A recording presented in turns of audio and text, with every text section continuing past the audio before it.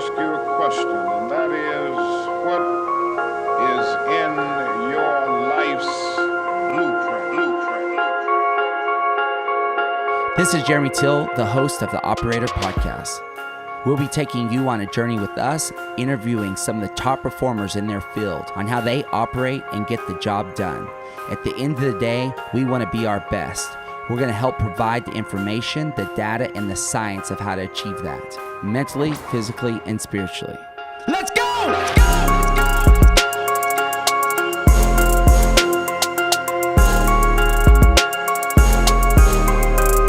Let's go! Brian Schoenbaum is our next guest, co-founder of Vuka, and very insightful man, a lot of self-discovery and learning, and how he put in place his intention to build a community co-work share space here in Austin. Neat origins of service, finding his way to where he was or is in his career, and really excited for you guys to hear his story. You know, I think a real staple to you in Austin is you're a volleyball player. Yeah. So you get on the court how many days a week, and what does that look like? Because I think that's a really important aspect of who you are. Yeah. And you might not even know I was going to go there, but tell us about your volleyball experience here in Austin and what you do with that. Yeah. So thank you for the tan comment. Volleyball for me is, I refer to it as my weekly therapy. Tuesdays and Thursdays at lunch, I have a group of guys. We get out there and play. And I played football in college, and I had a neck injury, and I've been an athlete my whole life. And I realized how good that is for my noggin, keeping things clean and clear. And it's a wash for me. So really getting out there and playing is just, it's really good for me on multiple levels. And the group of guys that I'm fortunate enough to play with here in Austin are just awesome, pro, semi-pro, and we've all traveled and played around, and it is kind of something that I kind of do behind the scenes. Oh, no, we just brought it out. It's fun. I mean, I don't have any reason to hide it. I just don't talk about it much. It's a thing I do for fun, and it's highly competitive, and it's that camaraderie that you can, get in many other areas, and there's a unique way, and the physicality that comes out in sports and teamwork is really special, and I've always really enjoyed it. Nice. So, you're here in Austin. You own Vuka, mm-hmm. and I know I got to sit down with you and talk a couple weeks ago and kind of hear the story of that word. Yeah. Because we want to hear about your co-work share space and kind of what you do there and how that all unfolds. So tell us a little bit about that operation. The name is super unique and kind of fun to say. Yeah. So. Where I become crazy passionate, and again, I'm often a behind the scenes kind of guy. Like, I'm nerding out with the team about how we can serve people. And the word Vuka, I could tell you a bit more about the story as we get into it, but really high level because I'll follow your lead on all this. Vuka is a Zulu word, and it means wake up or to awaken. So our commitment as a company with everything that we do is to support people and be dynamically fulfilled, both personally and professionally. And as you mentioned, the co-working, so we offer co-working space, and we're connected to a network of co-working spaces. It's the largest network of co-working spaces around the world with over 90 locations in over 50 countries. And we're locally owned and operated here in Austin, so it's uniquely Austin.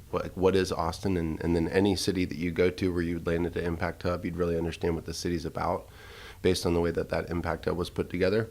And then we also have event space in the form of Gather, and then we have personal and professional development workshops, and the name of that company is Wake Up. So all of those services that we provide are all underneath the Vuka collective umbrella. And the call that all that answers to is, does it support people and be dynamically fulfilled, either personally, professionally, or both? Mm-hmm. So, the phenomenon of the co-work share space and event space like this is pretty recent, and so do you, what is the history of this kind of dynamics? Is technology, or what has really spawned this, opening? Because there are a few in Austin. Yeah. And so kind of what's that background? So it started in Europe in the mid-90s. And then it came over to the States as some things do, right, and 7 to 10 years later. And it's really taken off. And, there's many things that play into it, right? Technology amplifies everything. Really what it's about, at least in the way that we go after it, is it's about community, and it's about connection, and it's about shared resources, and it's about how we can collaborate just by rubbing elbows with other good people. Right, so we look at curating a community of folks. We have an interview process to become part of the community. And some folks, by doing that, will help them realize that another community or another co-working space might be more appropriate for them and what their business goals are. So do most of the people that access this service or venue, are they entrepreneurs, or are they kind of working with a corporation and they don't office with that corporation? That's a great question. So in our name is impact. So we're focused on social impact, making the world a better place through business. So making good money by doing good. And so that doesn't mean that everyone in the space is a nonprofit or a social profit. It means that everyone in the space is committed to serving causes for good. So it could be an attorney or a real estate agent that's pro bonoing their time towards a nonprofit or a social profit that's in the space. Ideally, we have 50% of our members that are for-profits and nonprofits, right, using business specifically for good on the daily. And then we have freelancers, social entrepreneurs, and Fortune 500 companies that also office out of the space to rub elbows and collaborate. So we'll have Fortune 500 companies sponsor 4 or 5 person social profits or social enterprises to really uplift each other and meet the goals of the Fortune 500 and their corporate social responsibility department. And then on the side of the smaller business, they'll have resources and access, amplified beyond. Mm-hmm. So with your, I've been in your South location off of South First, mm-hmm. And I know y'all just developed a new location in Central North Austin, which I want to hear you talk about that a little bit. But when the architectural design of these hubs, are you intentional about the layout for social interaction, or where people can get isolated to be able to do their work? Like, it seems like if I went in there, I'm a little ADD, I'd be like so distracted that I might not get too much done. Uh-huh. So how does that dynamic work? Yeah, so as far as design goes, my first company was Intentional Dwelling, speaking of intentional. So the idea of designing spaces intentionally. So we really spend a lot of time, attention, and energy on that. 90% of our materials and furniture that we use are reclaim, repurpose, and they're old, they have a story. So we say that they come in with a soul. They come in with really something that they're adding to the space. They're adding some unique character to the space for people to interact with. And we do try to create nooks in different areas, and we have swings in the backyard. So the idea is that folks that might want a change of environment, or they really are comfortable with a particular environment, we have a number of different options in the space. And it's all uniquely created here in Austin or found nearby. Mm-hmm. So with your new location, I think in the last month or two, y'all got opened up? Yep, exactly. It's been a month. And that was an older building. Y'all repositioned it or repurposed, yeah. Repurposed? Yeah. So tell us about that new project. Yeah, so so I'll tell you the story of the two buildings in short. The original building that we've been in for 5 years was originally built in the 70s to store government documents. So an adaptive reuse building, a simple metal building from the 70s. And then the new location that we just moved into is the Texas State Trooper Retreat Center. And before we moved in, it had a pool, it had a racquetball court, it had a hot tub, it had a bar, it had a gun locker when you walked in it. And it was really cool to come in and see that there was something else, right? This building had been abandoned for the past 3 years, no activity at all in the building. So to really walk in the building and vision towards what it could become and how we're going to design it to be optimized towards our use and utilization. And we worked with Michael Shu's Office of Architecture and Daryl Koenig's property management firm here in Austin, and they are just world-class to work with, of Uchi and Uchiko and many other staples, South Congress Hotel, many other staples here in Austin. So it was an absolute pleasure that we walked into that project and property, and the architects were already lined up, and we got to just design and put some finishing touches on it together. Mm-hmm. Yeah, it looks beautiful. I have not stepped foot in it just yet, but from the visual pictures and driving by, it looks great. The woodwork is amazing. So congratulations on that. So thinking about, like, now you have 2 locations here in Austin, kind of is there a strategy on how many communities you would establish and set up? And do the members, if that's what you call them, get access to both locations, or how does that work? Yeah, they have access to both locations, and as far as growth goes, we're working on some things behind the scene to do some things in North America, but there's over 20 locations in North America, and we're really working on an effort right now. We just got back from New York, and me and my business partner, to see how we could align efforts so we could be doing more unified programs across North America throughout impact hubs. So there's some things, again, kind of going behind the scenes, and maybe next time we catch up, we can kind of give you a full update on that. But we just had a meeting with leaders from different North America hubs, and then the global team that came over from Vienna.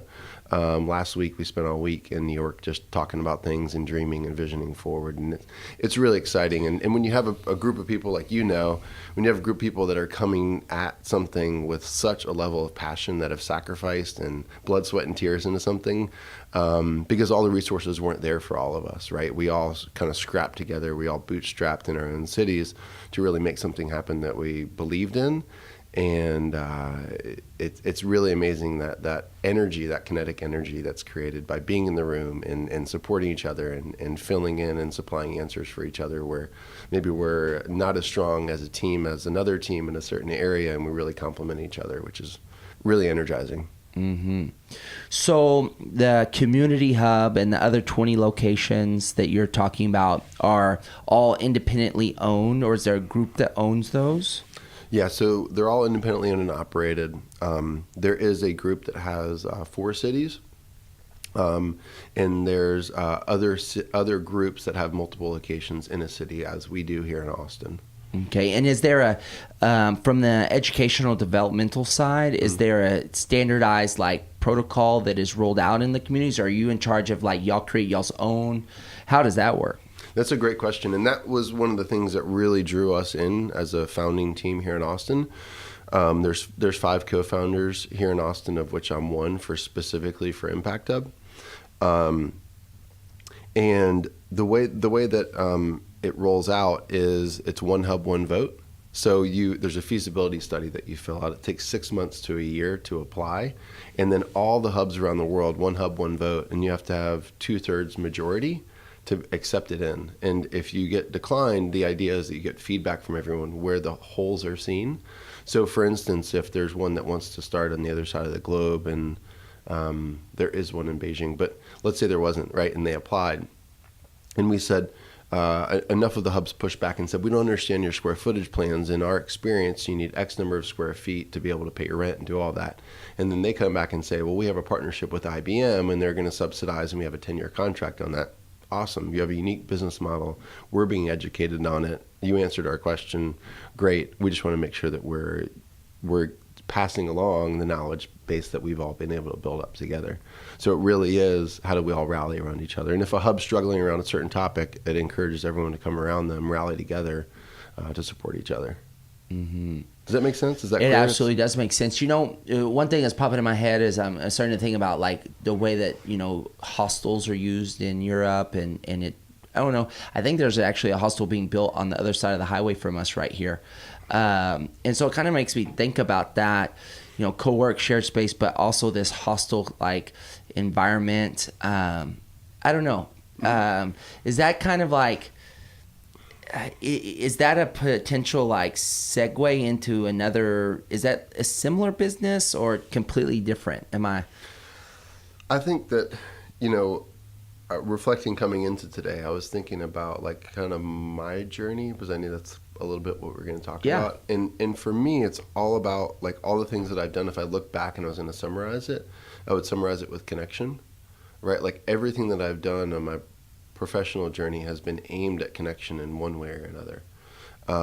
So to your point, I think that as a culture, that we're becoming really aware of the importance of community. I think that we got so busy, and for the previous generations, there's a lot of sacrifices made.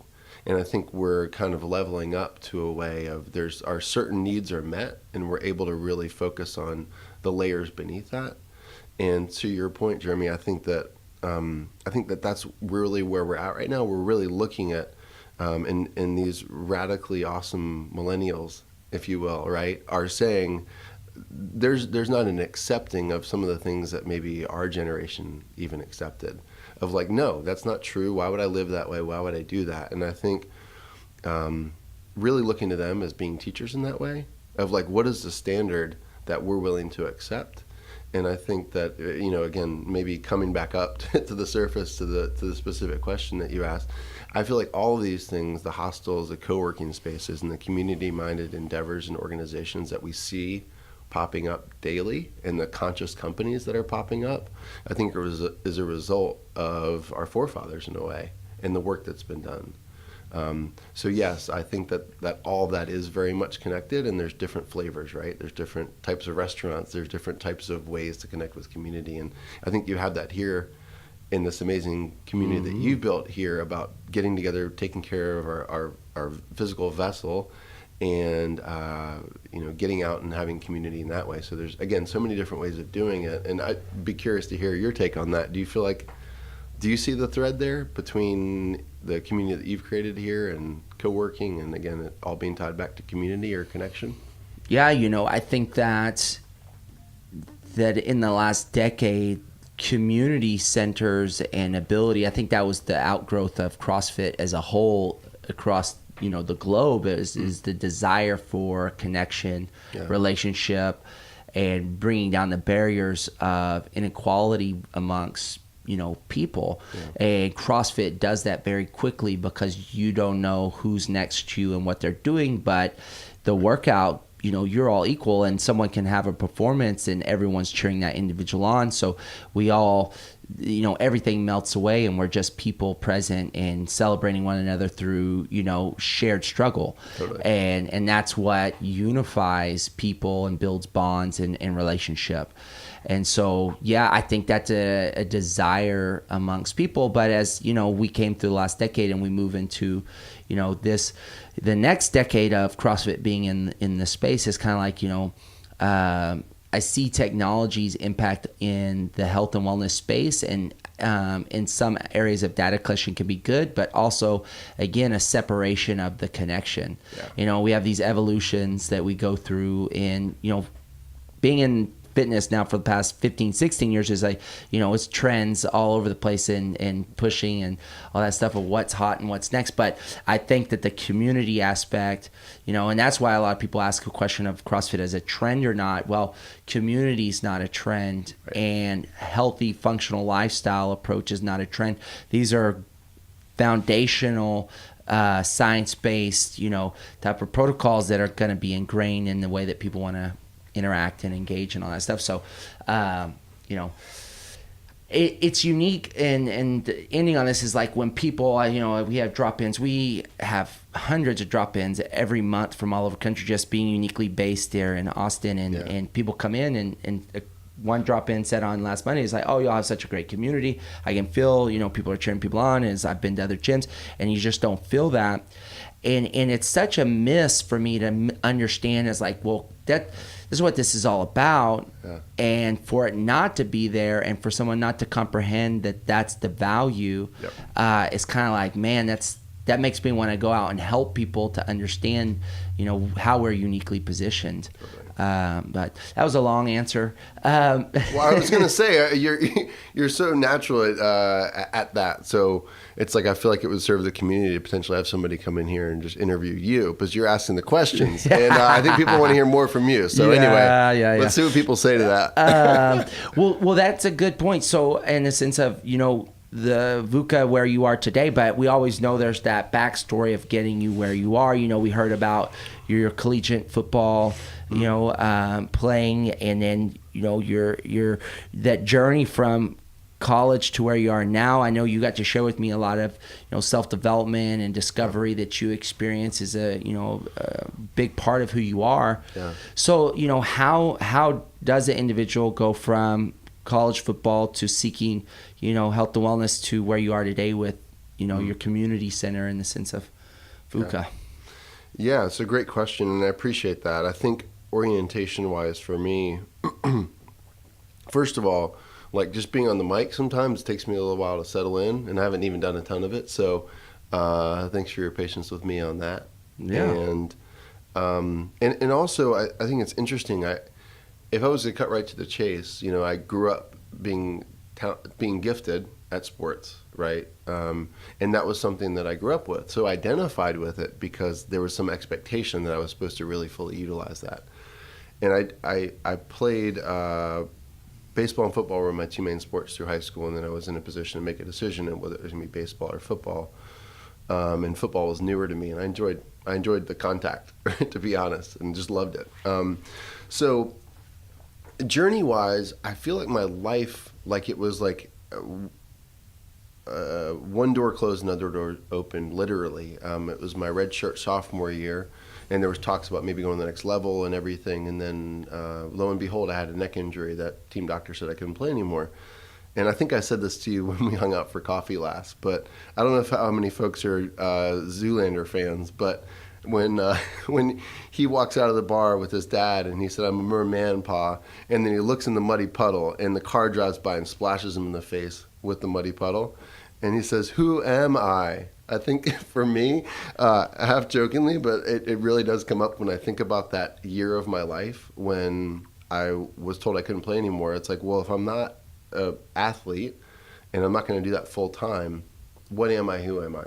And I fell into I'm a third generation restaurateur. I say I'm a recovering restaurateur at this point. I'm still involved, but very minimally with our restaurants back in Atlanta. And around that time, I spent 3 years in the restaurants. And then I took a pause, and I was talking to some dear friends that were older than me that had more life experience. And I said, what do I do next? And it was a very simple recommendation to check out Habitat for Humanity and do some builds locally. And I realized that Habitat for Humanity did builds abroad. And I applied to get on the wait list for a build in Thailand. And again, this could be a longer story, and I'm going to give you the short version. No, so you can go ahead. Prod at what's interesting. But I went on that trip to Southeast Asia. It was a non-religious trip. We were just going there to serve. We were using our hands to work with the community there that could use the support. And that trip literally changed my life. I spent 3.5 months in Southeast Asia finding different opportunities to volunteer, and then I would volunteer for a week or two, and then I'd go to the beach for 3 or 4 days, and I'd find another opportunity. And I came back from that trip, and that trip literally changed my life. I came back, and I didn't know what I was going to do next. I had a number of months that I could kind of explore and think about it. And I was clear that moment in time, there was a house that we finished building. We were very fortunate to lay the last bricks in this very simple home. But there was this woman, I'll never forget her face. It's been 12, 13 years now. I still get goosebumps every time I talk about her. But it was the family that we built the home alongside. And when we completed the home, we had a ceremony. And I was standing behind some cinder blocks leaning on them. Everyone's kind of just hanging out. But it was her husband, and then the 2 kids, and we all worked together, and they all helped make food, and we made our lunches every day, and it was amazing. We spent 2 very intimate weeks together, and at the end, she said, she had a translator, beautiful Thai voice, and she says, you people are crazy.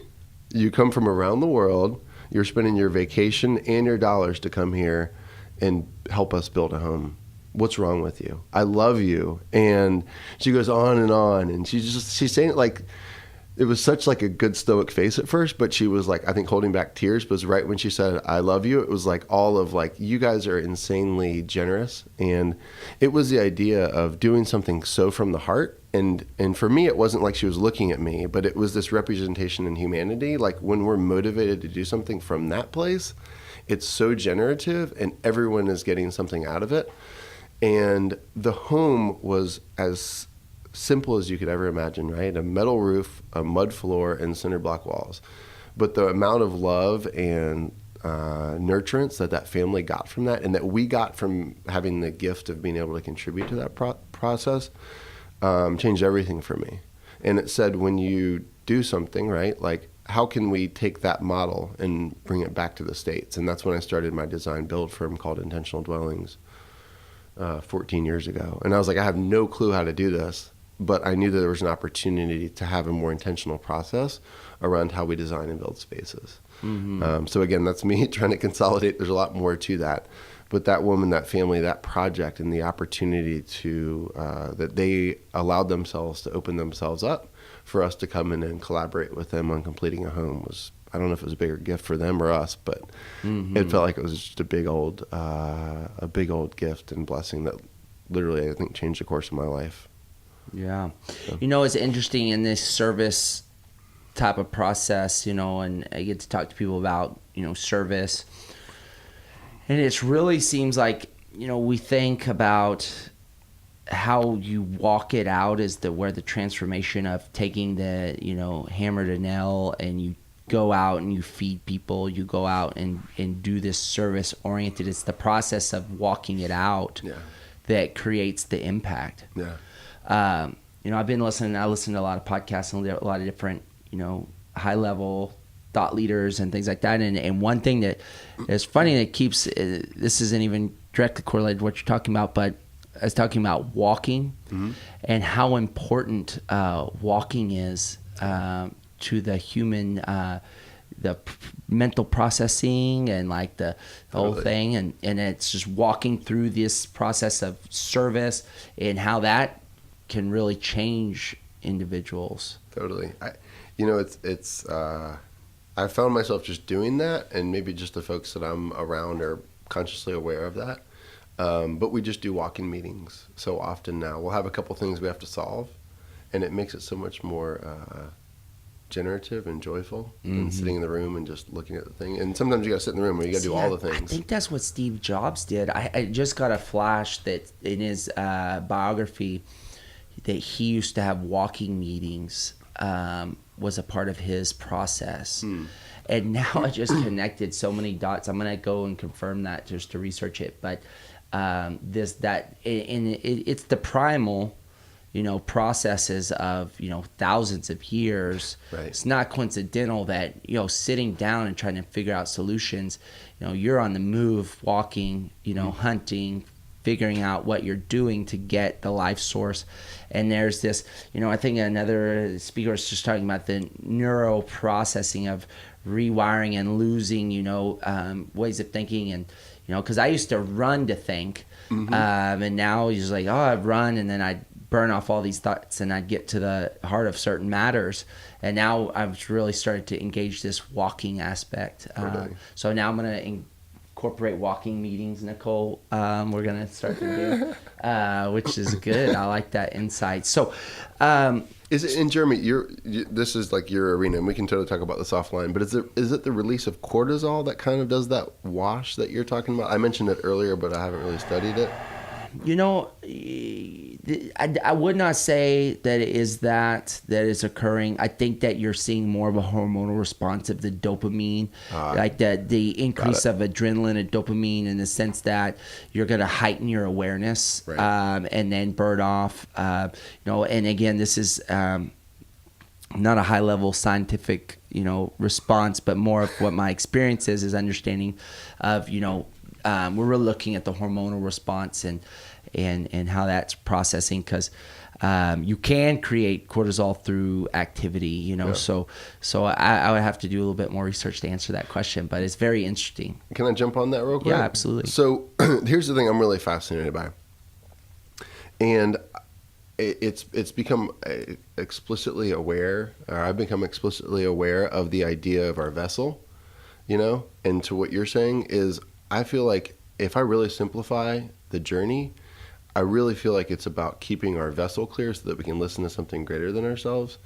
I feel like for a while I was trying to live the will of Brian, and that can become rather limited. And it's whatever relationship you have something greater, whether it's nature, Muhammad, Jesus, all the things, right? But I feel like there's something, like that's where the real magic happens. And when we're taking care of, however that looks like, we take care of our body, we take care of our mental state, that we can really be in a position to listen to something greater and be guided by something greater, something that kind of knows all of the things, depending on what your relationship is to that. And that's something that I've been really focused on, is when I'm living a balanced way, that I can really hear and I can really keep my channels clear to listen versus just implement and enforce my will, but really become in a position to listen to community and something greater than myself. So yes. So I mean, you just really jump into like a can of worms when you start to talk about it. It's like where a lot of my deep practice and work is being dedicated to right now. Because right now I'm really gathering, information, data, science, and then application to really refine where I've come from that standpoint. But, words are powerful, and really understanding words is very powerful. And, you throw around a lot of words that we interpret and believe people understand and know what intention is. Yeah. So like usually intention is a part of your business name, intention. Well, when we really break it down, we say, well, what is intention and where does it come from? Think about Dr. Wayne Dyer has a whole series they did on the public TV show called The Power of Intention. Yeah. And you really start to break down what that is.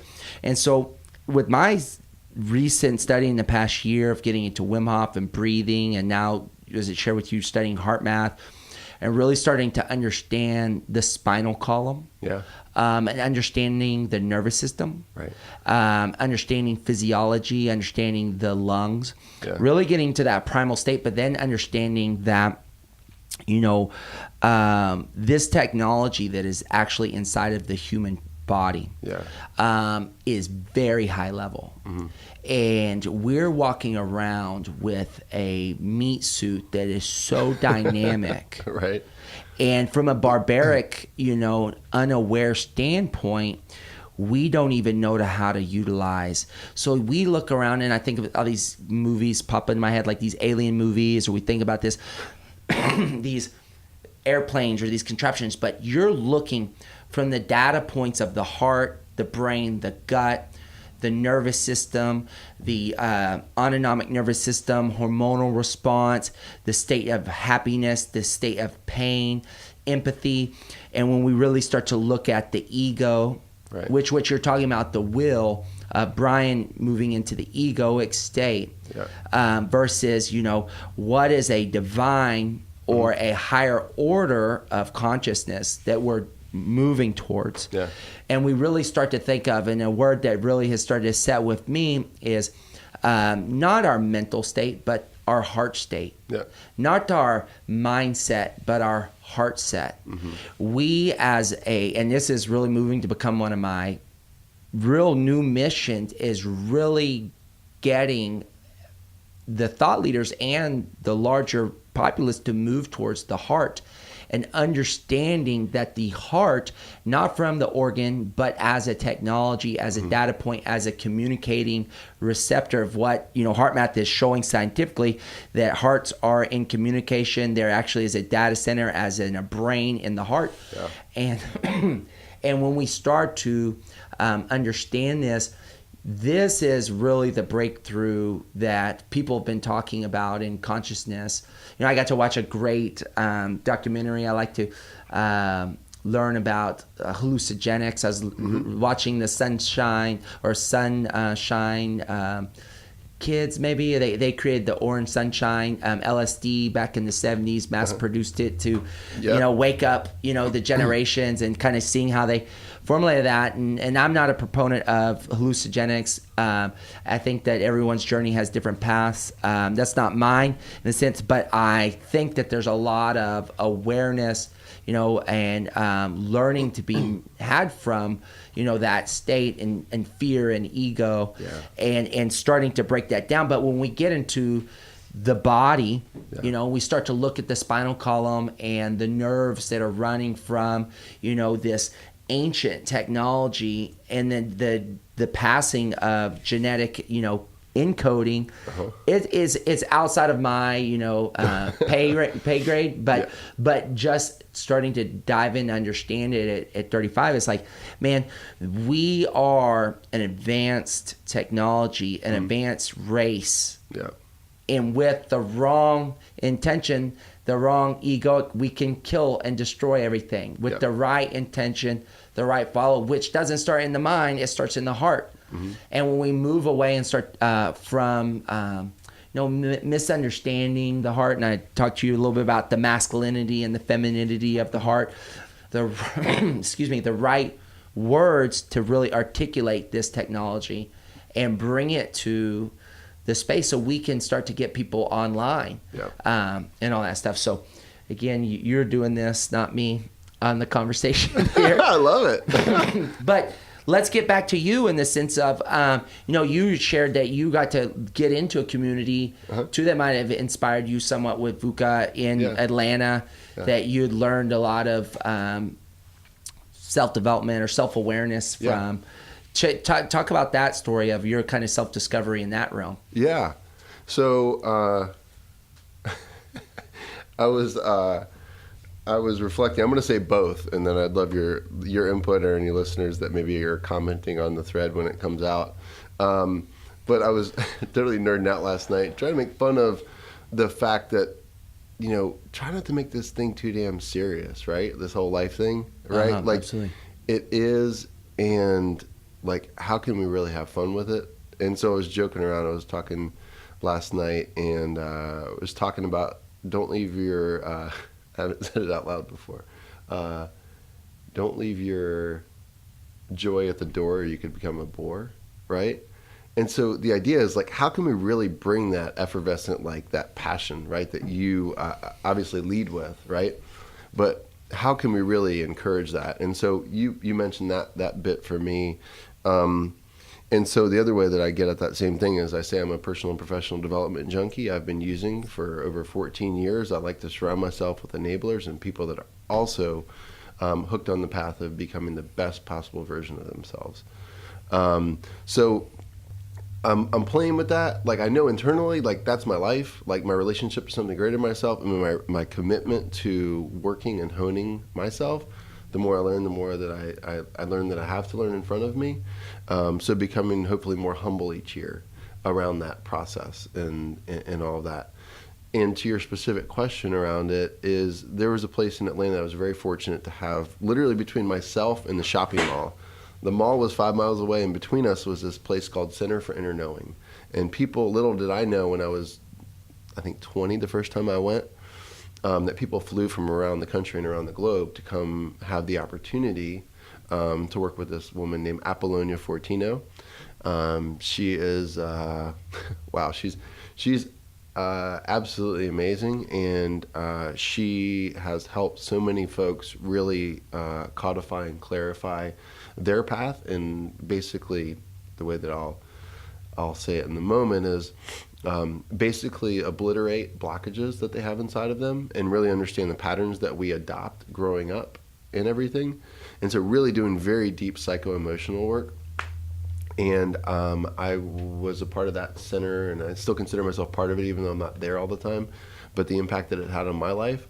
But I was part of that center for about 9.5 years, and did all kinds of self-development and self-discovery work to help unlock and unpack some things that were in the way of the life that I really wanted. And the journey definitely continues, but it helped do a lot of the heavy lifting so that I could start to see some of the things that I wouldn't have been able to otherwise. Mm-hmm. And I think I was listening to Tony Robbins was talking about breath. And I think that you said you studied breath while you were there. Is that correct? Yeah, again, being a junkie as long as I have, Yes. I've studied a lot of different things. So breath work is one of the things that I study and the importance of that. So It was neat because, Tony's illustration was that breath is the string of, that guides the kite. Which is kind of like, oh, yes, I see that, in the sense of that we focus on the kite, but we're not really managing the string, which really sets the course for where that kite is going. And so, again, in 35 years of living, in the last 20 years, if not more, dedicated to health and wellness, a lot of, Eastern thought comes out of breath. If you move, not even Eastern thought, I don't know how you would really describe that, but the practice of breath is so, intertwined into their culture. And now as I see it, I'm like, oh my goodness, that breath really sets, the intention for how you live. Yeah. But also breath really sets the physiological hormonal response of the body. Are you holding your breath? Are you belly breathing? Are you having intentional breath process? So how has that, impacted you, or when did you really start to learn and practice breath? Yeah, there's so much happening. It's like, I don't know if you have this response, but if somebody says breath or posture, I'm like, breath, I'm like, oh yeah. And then posture, I'm like, oh my gosh, yeah, let me sit up straight for a minute. Yeah. It's so great to have that reminder. And so that's, it just highlighting the fact that that's something like great to aspire to, and definitely don't pretend to be enlightened around any of that stuff. But the idea when I do focus attention, energy on breath for a period of time, the impact that it has. One of the quick things that I just have to share because I want to be reminded of it more is, where's my breath? It's usually a reflection of my awareness and my connection to my body. And sometimes I check in, and my breath's only like to the middle or base of my neck. It's like I'm missing the whole resource, like to what you've been talking about. I'm missing so much intelligence. And if I just take a moment and breathe in my belly, I just feel so much more settled and resourced. And like, that idea, again, totally nerding out on this, but the fact that, and I'm sure it's a saying that you've heard 10 different ways, but the idea, and I can't hear this enough, so I'm just going to say it anyway, that we're human beings and not human doings. And I think in our society, we've kind of gotten on this track of do. And it's undermining the fact that we are human beings. And if we bring our beingness to what it is we're doing, or when we're mission serving, we're so much more resourced and available, right? They say on the plane, put your mask on first before you put the mask on the little one or the one that needs support next to you. And that's a hard thing to do. But I think when we do that, we show up so much more vibrant and so much more resource to those that we're around to serve. So I went on that. You were asking specifically about my journey or relationship to the breath. Is that correct? Yes. So I guess that, in short, is there something that I'm missing there? But that's my kind of riff. No, so it's like, and this is where, again, I get to the power of words and understanding what they mean and being interpreted. And, that quote, again, is human doing versus human being, and it comes back to when I start to identify as, a human doing is really wrapped up in the prefrontal lobe, if you will, and as a mental capacity to doing. And when we pull out of the mind and we go to more of a resting state and we move into a heart-centered living and being, you start to be. And so I like, because it's like, well, this is what I hear a lot from, Instagram posts, or be a human being, not doing. Well, how the hell do I do that?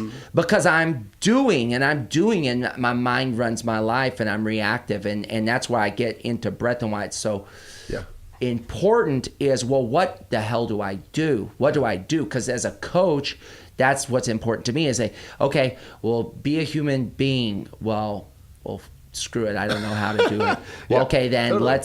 let's get into understanding breathing, and there's going to be different approaches and this and that, but understanding that that's a place to start. Totally. A place to start. So I guess one of the things for me is, I really enjoy swimming. right? I'm not a natural swimmer. Like my endurance, it's like I'm not a distance runner. I'm a sprinter, right? So when I do that, it's a stretch for me. One of the things that's really helpful is getting in the water, and all I'm thinking about is my breath, because I feel like I'm not getting enough oxygen in my lungs, and that's one of the reasons I'm challenged as a swimmer.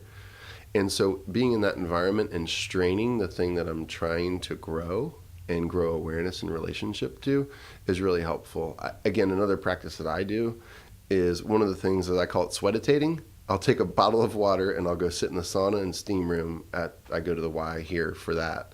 And I love the community there. Again, this conversation isn't about that. But again, it's community, and then I call that area of the Y Better Now, because after we always ask each other, like there's folks that have been part of that community and going there for over 35 years. And I see those guys and the women in there, and we just talk, and we're always in there talking to each other. But for the most part, what I'm doing is I'm going in there and I'm just focusing on my breath. My technology can't go in there. No one can get in touch with me. It's my safe place away from the world. And that's one way that if I'm a little strained, and I've been pushing pretty hard with the doing, right, that's where I know I can just go be. And I can just go in there, and again, it's these two, it's a steam room, and there's a hot tub, and there's a pool, but I know that I'm locking my phone in a locker, and I'm taking a break. So I think whatever that is for folks, you mentioned walking, I think there's so many different things, but to be very intentional about it, and it's very simple at the end of the day. It's not like you have to develop the ability to levitate, right? It's the idea of, no, just slow down, right? Take away the things that are encouraging that frenetic energy that we all are connected to, but take intentional breaks. Consider taking the weekends off from technology, or blocking it out from 10 a.m. to 7 p.m. on a Saturday. Right. And I think that's the really now what I see with entrepreneurs, individuals with high busy life, is you stated a few. You play sand volleyball, you go to the steam room, you have built-in habits of breaks, and you think about that yin and the yang in the sense of intensity versus recovery, and putting that practice into place on a weekly basis so you don't hit burnout, that you don't. It's like these are fundamental, what we call our top 10 in our home of like focused things that we do for success, and things that I want to pass on to my children to set them up with a positive template that no matter how you orchestrate or conduct yourself in society, when you go and build in these habits in your daily path, you will be a balanced person. And that's kind of like, well, what does that balance mean? And that, again, how do we take that approach? We can go on that whole for a while, but so the last kind of questions that I want to get into are, thinking about your connection in Austin with your practice of like relationships. Are you intentional? Because you're really connected. You have a lot of great people you work with here in Austin. Is that something that is natural for you, or something you focus on making sure that you are communicating? How have you kind of done that in your life? That's something, based on my long pause here, something that I'm learning right now, because there's so many great people in general. Everyone has that greatness, but the amount of people that are intentionally focusing on the journey and committed to self-development, professional development in this town it's remarkable. And so to your point, as time's gone on here and as the business has grown, I've had the opportunity to meet more and more amazing people. I have not hacked how to stay as much in connection with all the amazing folks that I do spend time with. I think for me, it's just about having peace, it's about quality and being present when I'm with those individuals. Like I've had the fortune of spending time with you. I feel like I know you really well because we've had a good 4 hours of deep, intentional conversation. And so I feel like that foundation is there, and I feel like being able to drop in whenever we see each other, or whenever I see somebody I've known for 2 or 3 years here. It's about knowing that we're out after something, and we're going to cross paths and work on something with a lot of the people that I have a lot of respect for. And then we have 2-3 months where we're working intentionally on a project together, and it's amazing. It's like, well, we know this is going to come to a close. We're not going to spend 4 days or 5 days a week together, but having that time together, it's amazing the web that's kind of woven. And I think a lot of us are collaborating in lots of different and dynamic ways in Austin. So yeah, I don't know if you have a way to direct me on that. Not at all. No, totally I was curious. I mean, no, that's a great answer to it. And then the last question I want to ask you was, you named your company after intention. That's your word you've used a lot. Yeah. So, what does that word really mean to you, and how do you walk that out? Intention. This is my own simple way of framing it. Right. It's there's 3 words. If you'll allow me to add a couple, right, which is intention, connection, and Vuka, right? They all kind of connect and they come together. So I'll just talk a little bit about each of them, if that's fair. That's great. Awesome. So intention for me is about deliberate action. It's about being aware of the energy that I'm outputting towards something and being aligned with that, or being aware that I'm not aligned and have something to figure out and having peace about it. So that's intention in a way, and connection is very much in line with that. Am I in connection with myself? Am I in connection with community? Am I connected to something greater while making the decisions and choices and defined action going forward? And then Vuka, man, I could go on.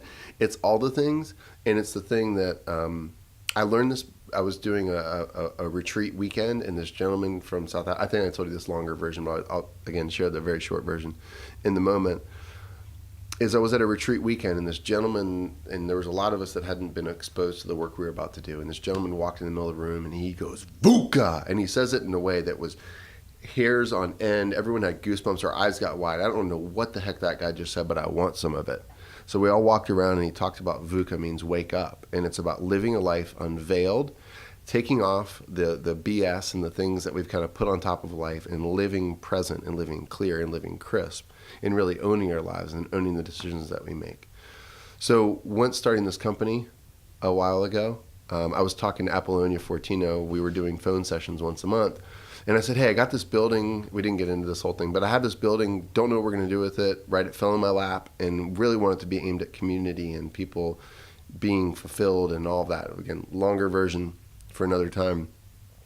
But she said, what's that word that you keep saying? Because for the 8 months after, that word Vuka just hit me like at least once a day of like the decisions that I'm making, and are they in alignment? And am I living awake? And so Vuka came up, and she's like, what's that word that you keep saying? And I was like, Vuka? And she said, yeah.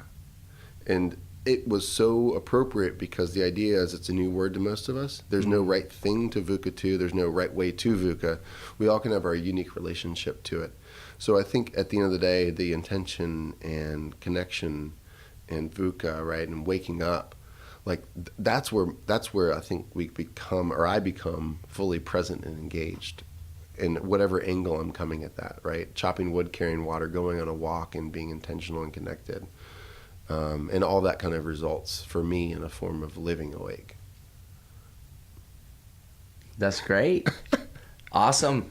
Well, we appreciate you coming in today and sharing your experiences and views and all that good stuff. It's a pleasure, and excited to step into. I'm going to go now and really go to your shop over there on the north side and get a vibe for it. So look forward to you coming hanging out, and I look forward to seeing if people comment on the fact that we're going to get somebody to come in here and potentially just interview you, because you got so much stuff to share. But we get bits and pieces every time, and I've listened to a lot of your podcasts, and it's really an honor to be here today. So thank you for having me, and look forward to our continued connection. All right, brother. Thank you. Cheers.